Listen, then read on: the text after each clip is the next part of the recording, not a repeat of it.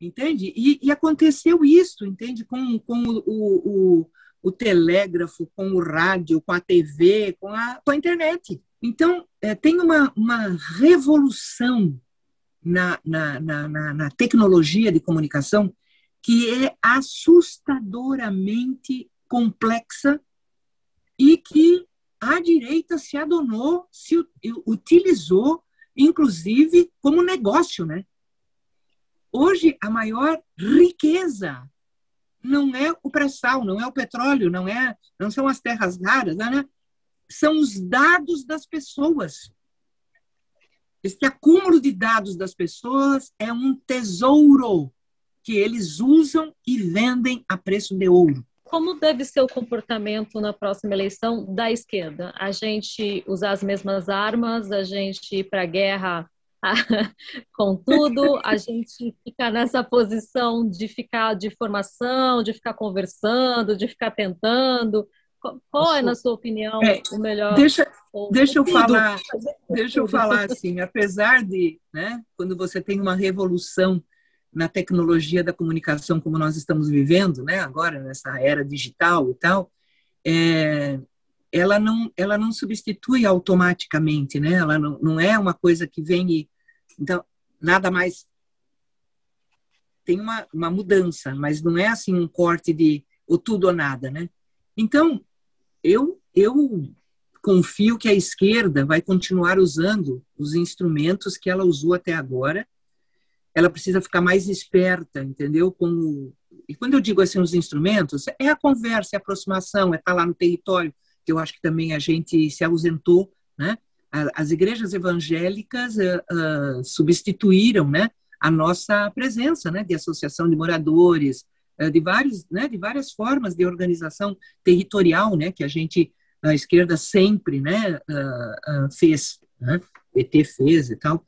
Eu quero dizer o seguinte, eu sou católica, eu militei nas comunidades eclesiais de base, entende? A gente, para poder se aproximar das comunidades mais, né, empobrecidas, né, as favelas, etc. e tal, eu rezei muito terço, entende? Eu fiz muito círculo bíblico, porque era a forma da gente poder dialogar, entende? Com as pessoas, respeitosamente, respeitando a fé, né? Até porque eu comungo, né, da fé católica, mas, sabe, você poder estar lá no território, né, convivendo e fermentando, né, o fermento, né? Você poder, então, eu acho que a esquerda vai ter que, obviamente, continuar utilizando todas estas maneiras, né, de organização, de aglutinação, de presença, de diálogo, né, de formação, etc. e tal, mas não pode ser tanso, não pode imaginar, entende, que a gente não precise acompanhar e ver como é que a gente lida, porque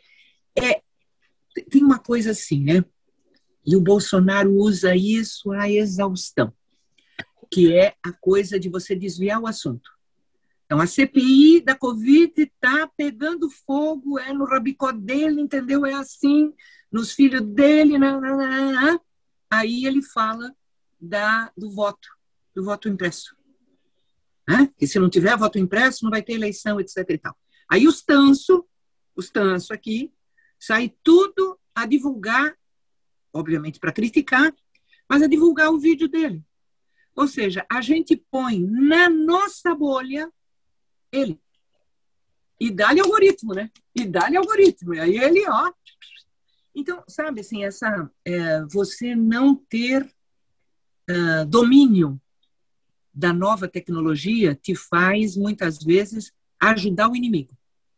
Entende? Acho que a gente ajuda muito o inimigo nessa coisa da comunicação, né? Dos algoritmos, dessas coisas nada toda, dos curte, dos like, até porque para nós é difícil concorrer, né? Porque a gente não usa robô, não usa fake news, entende? Então, e eles usam tudo, né?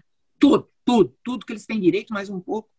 Então, eu acho que a gente tem que dar muita importância, até porque se tem uma coisa que pode fazer as pessoas repensarem, né? E tal, é o contato, sabe? É o olho no olho, é a presença, é o exemplo, o testemunho, tá? Pessoal, né? Coletivo e tal. Então, é trabalho, gente. É trabalho e é trabalho e é trabalho. Fala. Eu sou o Edson, eu tô aqui, sou um dos mais novatos aqui no Pavio Curto. No Pavio né? Curto. Exatamente. Eu tenho um trabalho, eu tô aqui no Rio de Janeiro, né? Eu tenho um trabalho na favela da Maré, eu vivi lá por 40 anos, enfim. Você falou no começo do Jacarezinho, e lá na Maré a gente vive muito, infelizmente, também o mesmo processo, né?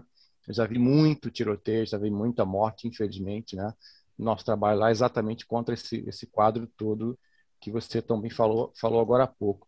Eu queria... eu estava falando aqui para o pessoal, antes da gente fazer essa entrevista contigo, exatamente sobre um pouco disso do Jacarezinho. E estava falando o seguinte, que me assustou muito a entrevista da Polícia Civil do Rio de Janeiro, não sei se você chegou a acompanhar, mas é uma afronta aquilo. É uma declaração de culpa. Eu, pecador, me confesso. Exatamente. Eu sou exterminador. Exatamente. E o pior é que essa declaração de culpa não tem culpa deles, né? Eles se colocam como os heróis, como os Rambos modernos, e dizem que está certo, é isso mesmo, tem que fazer isso mesmo, né? E o delegado afronta o Supremo Tribunal Federal falando aquela coisa do ativismo judiciário. Ou seja, a Polícia do Rio declarou que ela é independente de qualquer poder, ela tem o apoio do Ministério Público, tem o apoio do governador e, obviamente, do presidente nessa ação. Então, assim, nós estamos num limite de ruptura democrática muito sério quando órgãos do Estado, órgãos de segurança do Estado fazem esse tipo de coisa. E você estava falando de 22, a gente também estava conversando sobre isso, eu acho que essa é uma eleição definidora para o futuro do Brasil, né? Para a esquerda brasileira, né? Porque não dá, se a gente não tirar o Bolsonaro, você falou até que é mais simples tirar Bolsonaro, e eu fiquei muito feliz com isso, espero que a gente consiga, porque não é que tirar Bolsonaro resolva tudo, você tem razão, porque tem um outro projeto que é para além do Bolsonaro, e os monstros saíram do armário, né? É isso mesmo.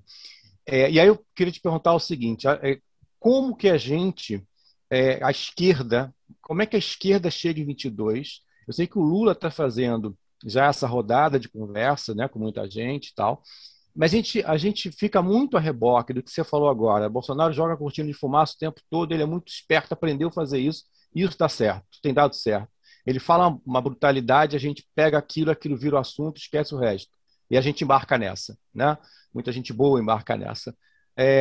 Como que a gente chega em 22 com a esquerda fragmentada como está hoje, né? A esquerda hoje, óbvio, com que o Lula voltando ao cenário, a gente tem uma reversão, talvez, um pouco dessa fragmentação, porque aí, em torno do Lula, com a sua capacidade, que ele tem de aglutinar pessoas e forças, isso diminui um pouco. Mas, mesmo assim, a gente ainda não tem um bloco de esquerda hoje consolidado, né, para chegar em 22, porque não é só ganhar a eleição, é depois de 22 também, porque isso, depois que você ganha a eleição, tem uma resistência, pode ter uma resistência brutal das forças que não se esgotam com a eleição, com a derrota do Bolsonaro, né? E aí a gente tem que ter um projeto de esquerda, um projeto de civilização, um projeto do Brasil, recuperar um projeto do Brasil. E hoje, eu queria te perguntar isso, como é que você está enxergando essa construção que está começando, me parece, que está sendo retomada agora a partir do Lula voltar ao cenário, ao jogo político, mas eu não vejo ainda muito claramente essas forças de esquerda trabalhando juntas para que a gente tenha em 22 uma retomada de um Brasil mais progressista, menos violento, menos conservador, né? Isso tudo que você estava falando agora há pouco. Como é que você vê esse jogo agora, pensando aí nesse futuro próximo?